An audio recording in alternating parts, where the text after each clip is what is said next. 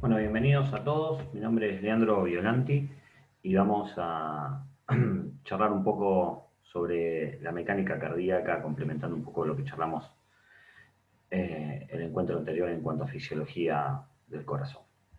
Los objetivos de hoy van a estar relacionados con, primero, analizar un poco la mecánica de las válvulas cardíacas, después cómo se produce la traducción de esa mecánica cardíaca a la semiología, así que vamos a analizar la semiología valvular cardíaca, teniendo en cuenta los ruidos cardíacos y después cuando se producen alteraciones en el funcionamiento valvular, lo que son los soplos, traducción a los soplos. Vamos a hablar un poco de lo que es la mecánica del sistema vascular, las diferencias de presiones y cómo se producen los intercambios de los fluidos. Y finalmente vamos a también hacer hincapié en lo que es la determinación de la presión arterial. Así que el primer tema que nos ocupa es la mecánica de las válvulas cardíacas. Mucho hemos charlado ya en cuanto a cómo es la dinámica de las válvulas en cuanto al ciclo cardíaco cuando hablamos de loop presión-volumen y fisiología cardíaca, así que ahora vamos a repasarlo y vamos a ver algunas particularidades de las válvulas. Como sabemos, existen dos juegos de válvulas, dos pares de válvulas, las válvulas aurículo-ventriculares, que van a estar dadas por la válvula mitral, que separa la aurícula izquierda del ventrículo izquierdo, y la válvula tricúspide, que separa a la aurícula derecha del ventrículo derecho. Las válvulas van a tener dos tiempos, un tiempo de apertura, que va a ser durante la diástole, durante el llenado ventricular, y un tiempo de cierre, que va a ser durante la sístole. Vamos a ver que el cierre de las válvulas auriculoventriculares se va a traducir en lo que es el primer ruido cardíaco. Y en el caso de las válvulas sigmoideas, también tenemos un juego de válvulas, las válvulas aórticas, que separan justamente a la aorta del ventrículo izquierdo, y las válvulas pulmonares, que separan a la arteria pulmonar del ventrículo derecho. También van a tener dos tiempos, un tiempo de apertura durante la sístole, que va a producir la eyección del volumen sistólico, y un tiempo de cierre durante la diástole, que va a constituir lo que es el segundo ruido cardíaco. Entonces ya introducimos algunos conceptos importantes. Uno es que tanto el primer como el segundo ruido van a tener que ver con el cierre simultáneo de las válvulas auriculoventriculares en el caso del primer ruido, y en el caso de las válvulas sigmoideas en el caso del segundo ruido. Acá tenemos un gráfico donde podemos ver justamente la anatomía y la estructura valvular. Fíjense cómo en este caso la válvula tricúspide, constituida por tres valvas, va a separar a la aurícula derecha del ventrículo derecho.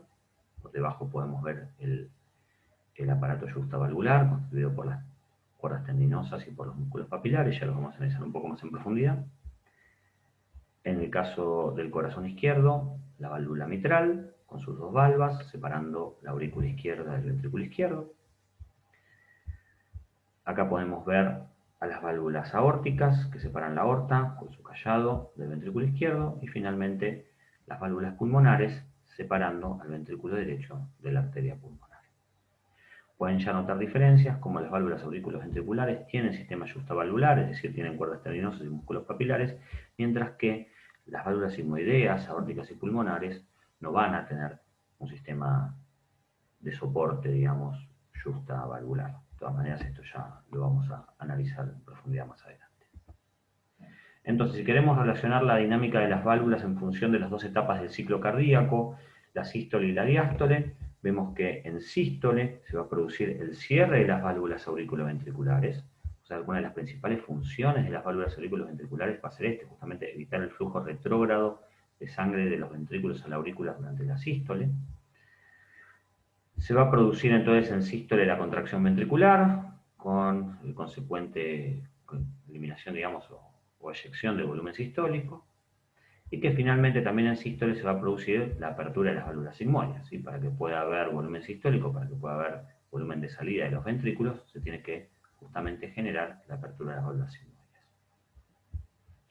A nivel de la diástole, lo que vamos a tener es el cierre de las válvulas sigmoides. Una vez que se produce el volcado del volumen sistólico, se va a producir el cierre del aparato valvular. Vamos a empezar con la relajación ventricular, si se acuerdan lo que es la última fase del ciclo cardíaco, la relajación isovolumétrica. Y después, por diferencia de presiones, es decir, cuando la presión a nivel de las aurículas sea mayores que los ventrículos, se va a producir la apertura de las válvulas auriculoventriculares. Acá tenemos entonces la cinética de apertura y cierre de las válvulas, ya no analizadas desde el punto de vista de cada válvula en particular, sino en función de las etapas del ciclo cardíaco. Acá tenemos un corte también que nos permite ver justamente esto. Es un corte axial a nivel del corazón, donde se pueden ver las 4 válvulas. Esta es la apertura de la válvula mitral a la izquierda, tricúspide a la derecha durante la diástole. Acá lo podemos ver en un corte coronal del corazón. Y de vuelta, durante la sístole, la apertura de las válvulas aórticas y pulmonares con las válvulas auriculoventriculares cerradas. Un poco lo mismo que estábamos charlando, pero ahora con parámetros y referencias anatómicas. Entonces repasamos a cada grupo de válvulas en particular. Cuando hablamos de las válvulas auriculoventriculares, repetimos: la válvula tricúspide para el corazón derecho, la válvula mitral para el corazón izquierdo. La principal función de estas válvulas va a ser entonces impedir el flujo retrógrado desde los ventrículos a las aurículas durante la sístole. Y vamos a ver que todas las válvulas se van a cerrar y abrir pasivamente a favor de gradientes de presiones que se generan en cada una de las cámaras. ¿Esto qué significa? Que el cierre de las válvulas auriculoventriculares se va a producir cuando la presión en los ventrículos sea mayor que la presión en las aurículas, y que la apertura de las válvulas auriculoventriculares se va a producir cuando la presión en las aurículas sea mayor que los ventrículos, teniendo los dos tiempos, digamos, de la cinética valvular. Repasamos un poco más estos conceptos. Entonces, la apertura de las válvulas auriculoventriculares va a ser en diástole, ¿sí? Va a permitir el llenado ventricular. Decíamos, va a haber más presión en las aurículas que en los ventrículos. Esto va a permitir el flujo de sangre desde las aurículas hacia los ventrículos. Y el flujo va a ser anterógrado, como decíamos. El cierre de las válvulas auriculoventriculares va a ser en la sístole, al inicio de la sístole, cuando empieza a aumentar la presión en los ventrículos, en la fase de contracción isovolumétrica. Y decíamos, uno de los principales roles de las válvulas auriculoventriculares es evitar el flujo retrógrado desde los ventrículos hacia las aurículas en la sístole. Su cierre va a ser suave, tienen paredes muy delgadas, y como tienen paredes muy delgadas van a necesitar un sistema de soporte para evitar el colapso, que esto va a estar dado por el aparato justavalvular, ¿sí? Va a haber unos músculos papilares. Los músculos papilares van a ser músculos, o sea, son segmentos del músculo cardíaco que se van a unir a las valvas de las válvulas auriculoventriculares mediante cuerdas tendinosas.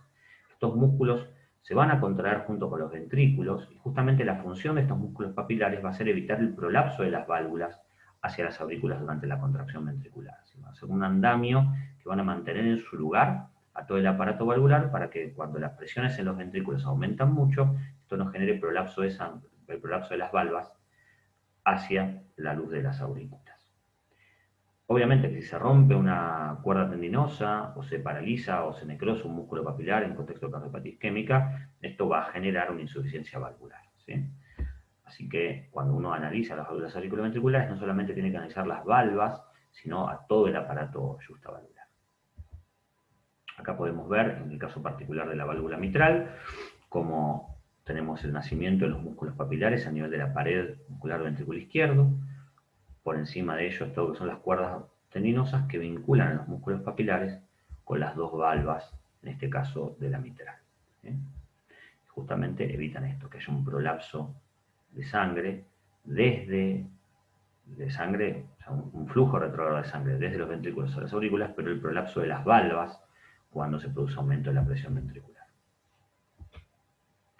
Pasamos ahora a las válvulas sigmoideas, aórtica, decíamos, y pulmonar.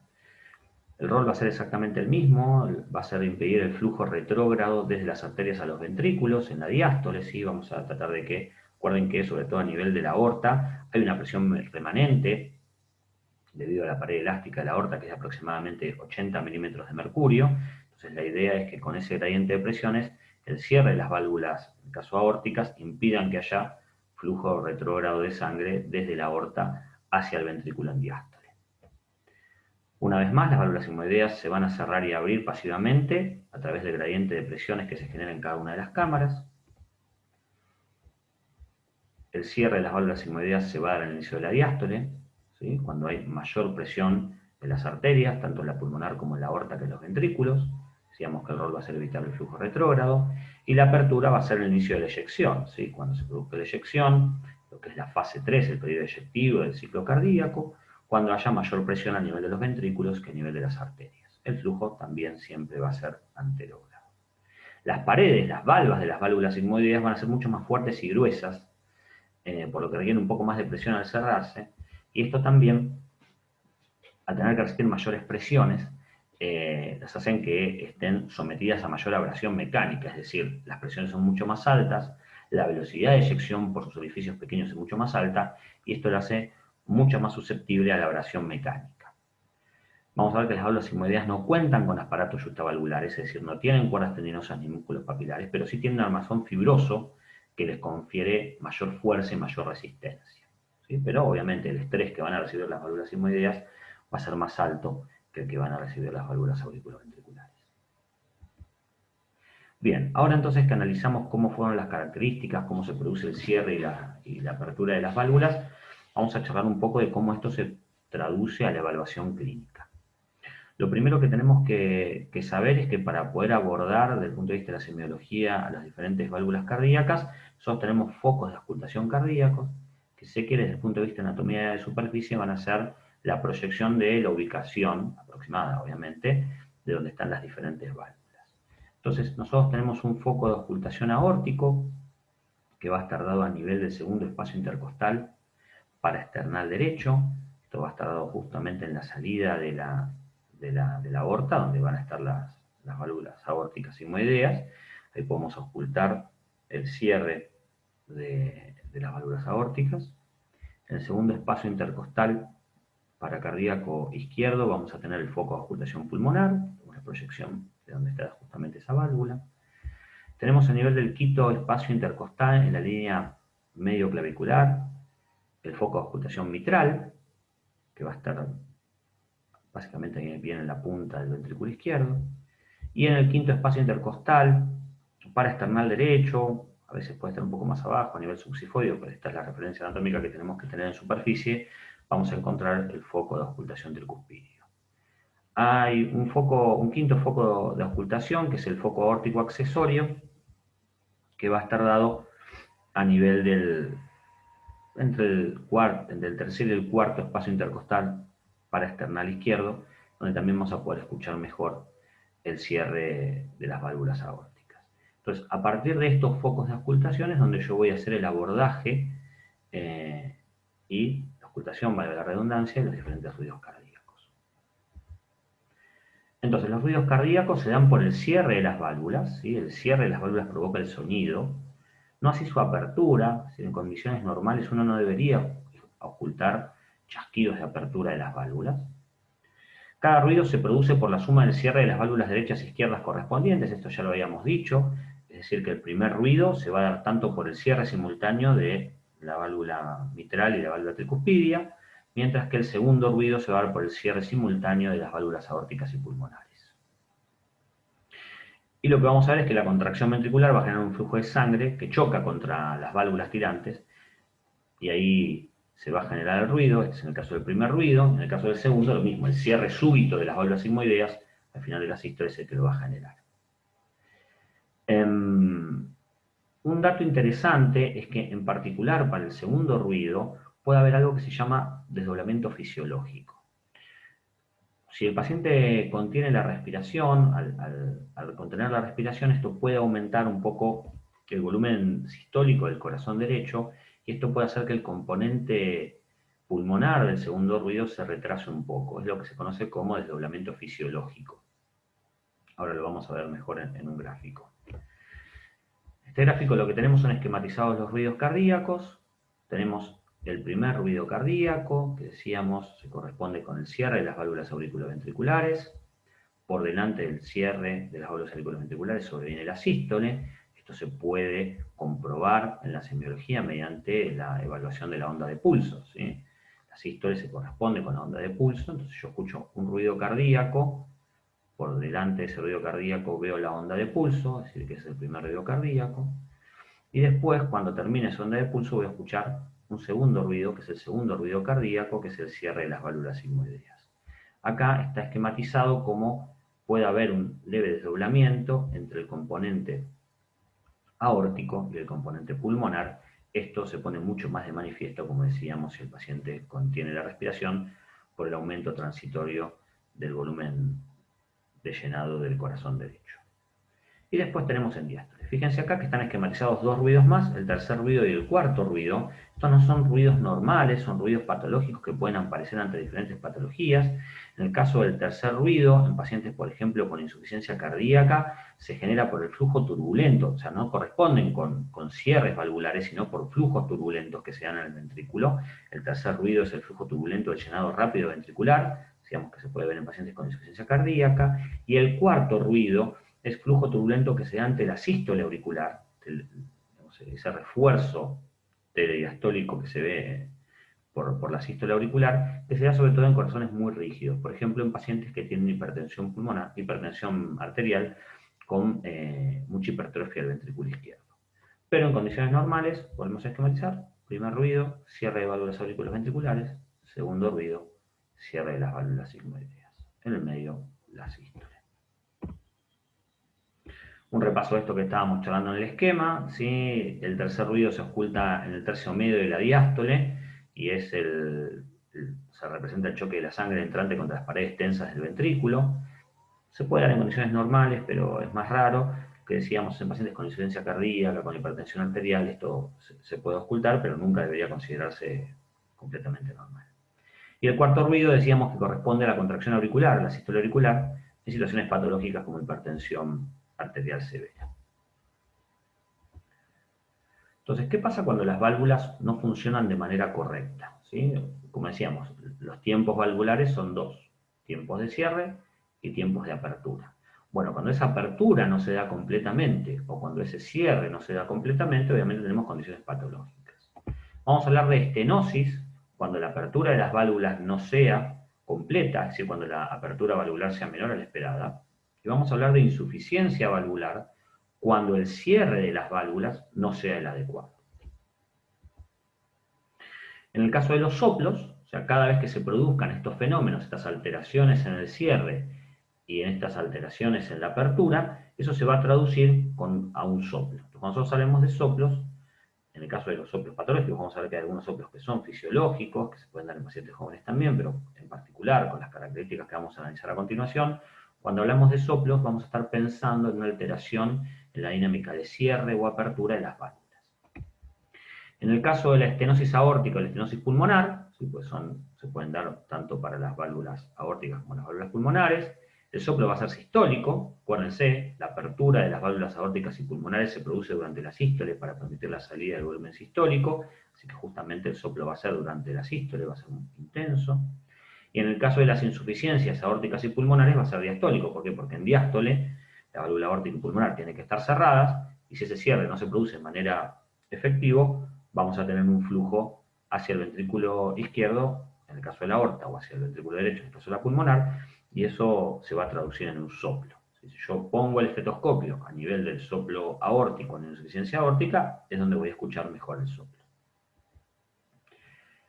Y después, en el caso de las válvulas auriculoventriculares, lo mismo: la insuficiencia mitral o la insuficiencia tricuspide, es decir, el cierre ineficaz de estas válvulas va a generar un soplo de alta frecuencia, va a ser un soplo sistólico, porque va a haber una regurgitación de sangre desde los ventrículos hacia las aurículas durante la sístole.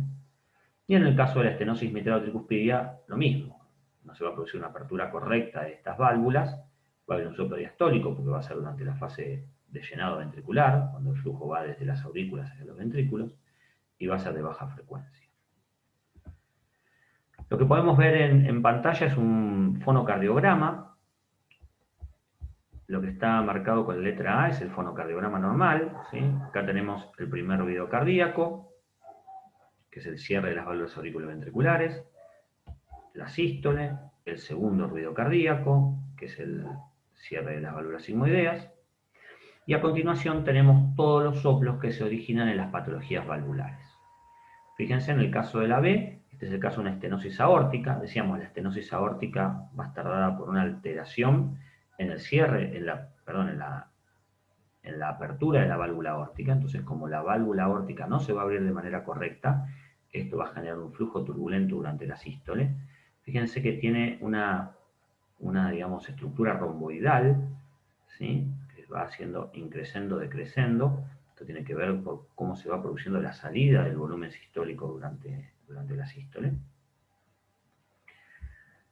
En el punto de la C lo que tenemos es una insuficiencia mitral, es decir, no hay un cierre correcto de la válvula mitral, este también va a ser un soplo sistólico, se va a producir durante la sístole. Fíjense que tiene una estructura rectangular, ¿por qué? Porque el flujo regurgitante desde el ventrículo izquierdo hacia la aurícula izquierda va a ser continuo durante toda la sístole.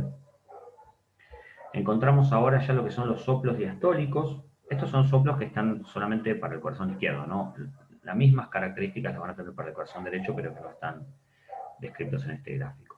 Les decía, ahora avanzando con lo que son los soplos diastólicos, en el caso del punto D, nos vamos a encontrar una insuficiencia aórtica.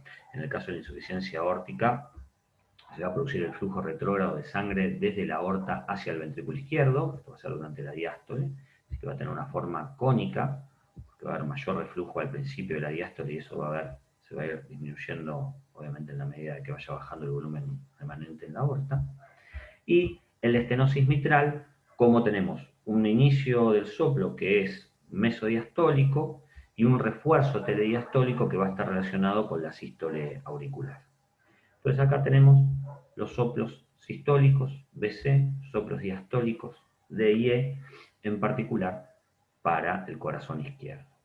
Si uno tiene que hacer, digamos, la semiología de los soplos o tener una secuencia de interpretación de los soplos, una de las cosas que uno debería tener en cuenta es, bueno, en primera instancia poder identificar si el soplo se produce durante la sístole o el soplo se produce durante la diástole. Eso, recuerden, lo podemos verificar también si cuesta, digamos, identificar los ruidos cardíacos a través de la onda de pulso. Si el soplo coincide con la onda de pulso, seguramente va a ser un soplo sistólico. Si el soplo no coincide con la onda de pulso, va a ser un soplo diastólico. Después lo próximo que tendríamos que hacer es analizar en qué foco se oculta mejor. Es decir, si yo tengo un soplo sistólico que se oculta mejor a nivel aórtico, y lo más probable es que esté frente a una estenosis aórtica. Si yo tengo un soplo diastólico que se oculta mejor en el foco de ocultación mitral, seguramente esté ante la presencia de una estenosis mitral. Y después uno lo que debería tratar de hacer es caracterizar la morfología del soplo, que eso requiere mucho más práctica y entrenamiento. Pero me parece que en términos generales uno puede identificar en cuál de los dos tiempos del ciclo cardíaco está, en sístole o en diástole, y si además puede prestar atención a los diferentes focos de ocultación, a ver dónde el soplo es más nítido, eso va a dar mucha información. Otro dato que también puede ser importante es poder ocultar hacia dónde se irradian los soplos. Por ejemplo, en el caso de la estenosis aórtica, los soplos se van a irradiar hacia el tracto de salida de la aorta, eso va a ser, por ejemplo, a nivel del cuello, a nivel de las carótidas. En el caso de las estenosis mitrales, esto lo podemos ocultar con cierto grado de irradiación, por ejemplo, hacia las axilas, también se escucha mucho mejor en el caso de la regurgitación en insuficiencia mitral. Así que bueno, con esto terminamos de redondear lo que es la mecánica valvular, hacer, digamos, un enlace a lo que es parte de la semiología cardíaca, que después vamos a discutir en profundidad, y ahora vamos a hablar un poco de lo que es la mecánica del sistema valvular. Los vasos sanguíneos están formados en su inicio por arterias, ¿sí? Las arterias son un circuito de transporte de sangre de alta presión, son los vasos de conducción del sistema vascular, tienen paredes vasculares fuertes, con mucha pared muscular, y tienen flujos sanguíneos de alta velocidad, ¿no? El mejor ejemplo es el flujo que se produce a nivel de las paredes de la aorta. Las últimas ramas del sistema arterial van a ser las arteriolas, y estas confieren particular interés porque, si bien van a tener paredes musculares, van a ser vasos de resistencia, en la medida que la apertura y el cierre, o sea, el nivel de contracción de estos músculos a nivel de las arteriolas, es variable. Se puede regular por muchos mecanismos, son target de tratamiento de fármacos, pero básicamente están regulados por el sistema nervioso autónomo. Esto es interesante, ¿por qué? Porque las arteriolas van a ser las que van a permitir regular el flujo sanguíneo tisular. ¿Se acuerdan? En el encuentro anterior, cuando hablábamos de la poscarga, decíamos que uno de los principales determinantes de la poscarga es la resistencia vascular periférica, y los verdaderos efectores del aumento o la disminución de la resistencia vascular periférica van a ser las arteriolas. Finalmente llegamos a los capilares. Los capilares son los vasos sanguíneos de intercambio, si no se va a producir intercambio entre la sangre y el líquido intersticial de nutrientes, electrolitos, fármacos, hormonas. Para poder tener este rol de intercambio, los capilares van a ser vasos muy pero muy finitos, que van a tener poros que van a ser muy permeables al intercambio de agua y de moléculas pequeñas con el intersticio. Y una vez que terminamos con los capilares, conectamos de vuelta con el sistema venoso. ¿Sí? El sistema venoso se va a encargar de recoger la sangre de los capilares y se va a ir enlazando en sistemas de mayor tamaño hasta llegar a lo que son las venas cavas y desembocar en la aurícula derecha. Entonces las venas van a ser las encargadas del transporte de la sangre entre las vénulas, que son sus ramas más pequeñas, hasta el corazón. Y una de las características que tiene el sistema venoso es que funciona como un reservorio controlable de sangre. ¿Se acuerdan lo mismo? Cuando charlábamos de precarga decíamos, y mecanismo de Frank Starling, decíamos que el sistema venoso es un circuito de capacitancia, es decir, que el volumen de llenado del corazón puede variar en función de cómo varíe el retorno venoso. Y eso tiene que ver con cómo el sistema venoso tiene capacidad de acumular sangre. ¿Sí? Acá podemos tener una imagen donde se ve la diferencia entre las paredes de las arterias y de las venas, como en este caso la pared arterial es mucho más grande, tiene un componente muscular mucho más preciso. ¿Sí? Acá tenemos los volúmenes sanguíneos, vemos cómo en condiciones normales el 85% de la sangre está a nivel de la circulación y el 16% de la sangre está a nivel del corazón y los pulmones. Y cómo dentro de la sangre que está al nivel de la circulación, un 65% aproximadamente está en el sistema de capacitancia venoso y el resto está en las arterias y las arteriolas. En este gráfico podemos ver exactamente lo mismo, cómo es la distribución de los volúmenes a nivel del sistema vascular. De vuelta, un 65% en el sistema de capacitancia venosa, el resto distribuido en el corazón y en las arterias. Un poco reforzando la idea esta del sistema venoso como un sistema de capacitancia, fíjense que si uno suma los diámetros del sistema venoso, es 5 veces más grande que respecto al arterial, por eso tiene capacidad para albergar mayor reserva. Esto explica la capacidad, como decíamos antes, de reserva y además cómo las velocidades son más bajas, ¿sí? Porque tenemos una relación inversa con el diámetro del sistema. Eso no importa tanto, sino más que nada esto, entender al sistema venoso como un circuito de capacitancia que funciona como una verdadera reserva de sangre que puede aumentar ante escenarios de necesidad. Vamos a hablar entonces de cómo se producen las presiones a nivel de cada uno de los puntos del sistema. Las presiones a nivel de la aorta, decíamos que la presión media a nivel de la aorta es de aproximadamente 120 milímetros de mercurio, pero que desde el punto de vista fisiológico las presiones en la aorta van a ser presiones pulsátiles, que van a ser las presiones sistémicas, con una sistólica promedio en condiciones normales de 120 milímetros de mercurio y una presión diastólica de 80 milímetros de mercurio. A medida que el flujo de sangre atraviesa la circulación sistémica, la presión va cayendo. Es decir, si uno piensa esto como un sistema hidráulico, el máximo punto de presión en un sistema hidráulico es a la salida de la bomba, la salida del corazón, a nivel de la aorta. ¿Sí? Y esa presión va a ir disminuyendo hasta llegar prácticamente a cero en lo que es la desembocadura de las venas cavas en la aurícula derecha.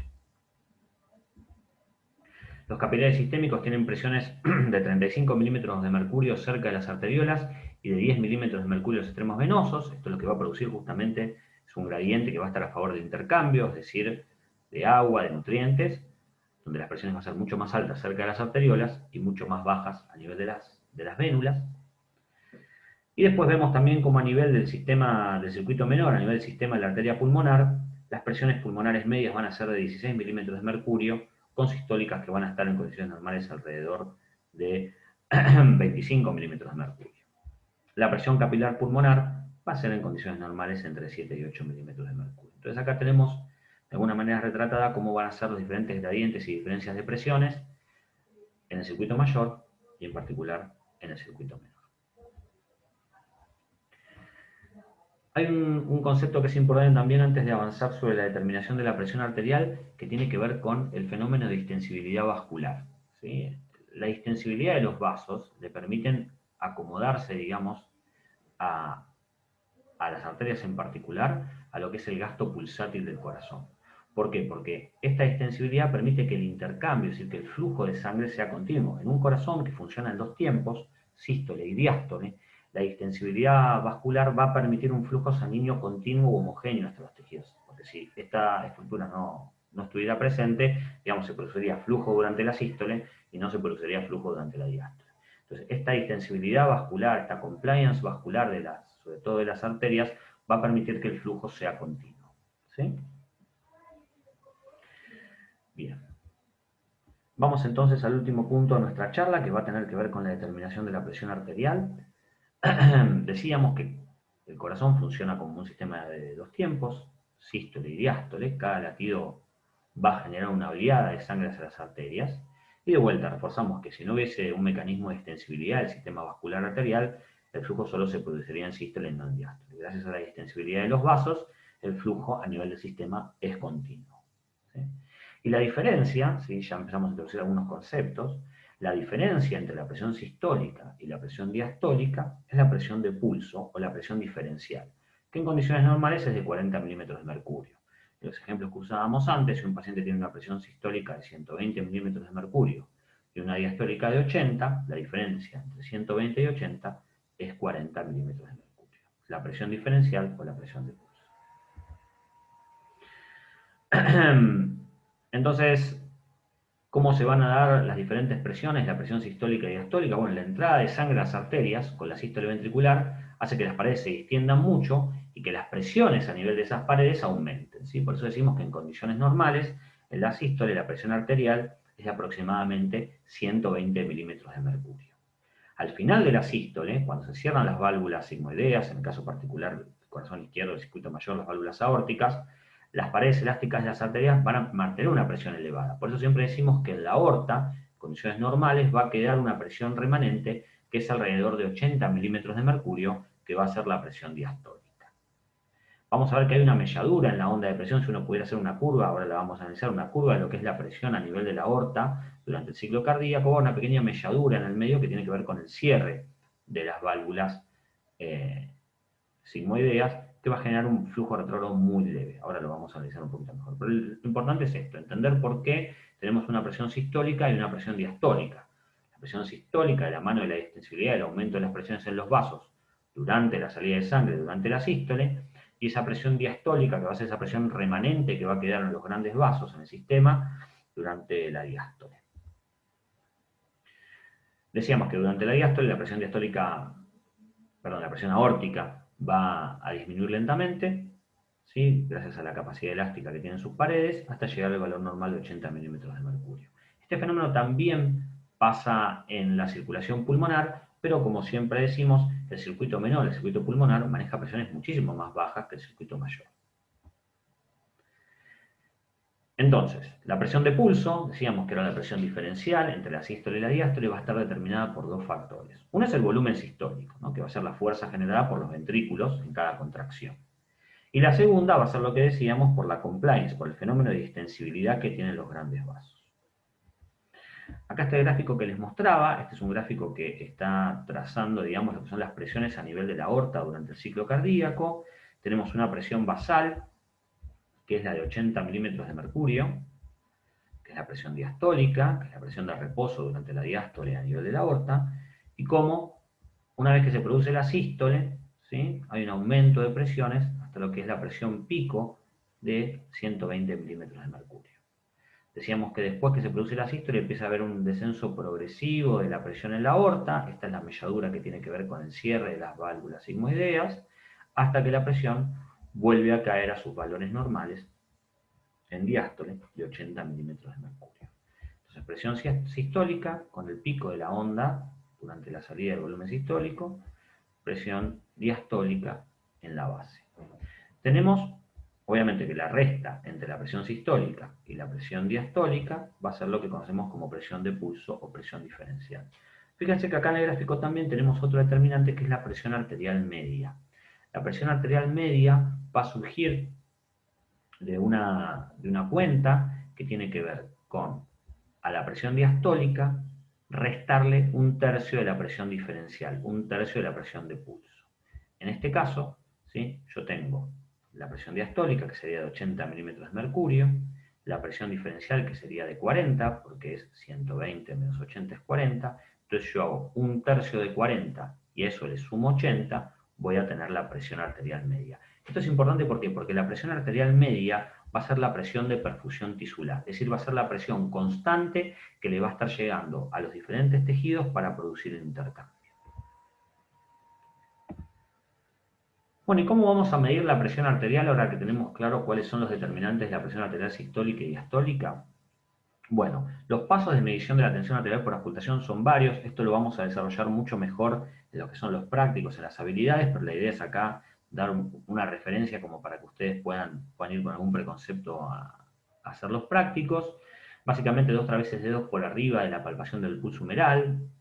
La referencia anatómica más sencilla es por encima del pliegue del codo. Lo que va a hacer es poner un manguito, ¿sí? Va a insuflar un manguito hasta comprimir por completo la arteria y cerrarla. Esto muchas veces se puede determinar palpando los pulsos distales, por ejemplo, palpando el pulso radial. Y después se van a ocultar una serie de ruidos. Uno apoya el estetoscopio por debajo del manguito, no abajo del manguito, sino por debajo, sin que haya superposición. Vamos a escuchar una serie de ruidos, que son los ruidos de Korokov, que lo que nos van a permitir determinar van a ser la presión sistólica y la presión diastólica. Entonces uno va a colocar el manguito 2 veces por encima del pliegue del codo, va a insuflar ese manguito neumático hasta que no tenga pulsos distales, y después lo que va a hacer es desinsuflar el manguito de manera progresiva hasta generar, digamos, que las arterias que estaban colapsadas se empiecen a abrir, y ahí vamos a empezar a escuchar flujos turbulentos. Se va a escuchar un primer flujo, un primer ruido de flujo turbulento que va a ser pulsátil sincronizado con los latidos cardíacos. Ese primer ruido que voy a ocultar se va a corresponder con lo que es la presión arterial sistólica, y a medida que sigo desinsuflando el manguito neumático, en un momento vamos a dejar de ocultar, cuando haya apertura completa de la arteria, vamos a dejar de ocultar ruidos, y la presión en la que ocultemos el último ruido se va a corresponder con la presión diastólica. De vuelta, esto es un breve resumen. La idea no es abordar en detalle toda la técnica de medición, que lo vamos a hacer más adelante en las habilidades. Les dejo acá también un esquema como para que puedan realizar los ruidos de Korokov. Esto lo vamos a analizar en profundidad más adelante. Así que bueno, esto tiene que ver con los conceptos que nos abocaban en cuanto a la mecánica cardíaca. Espero haber sido lo más claro posible, y bueno, estamos en contacto por si quedó alguna duda. Hasta luego.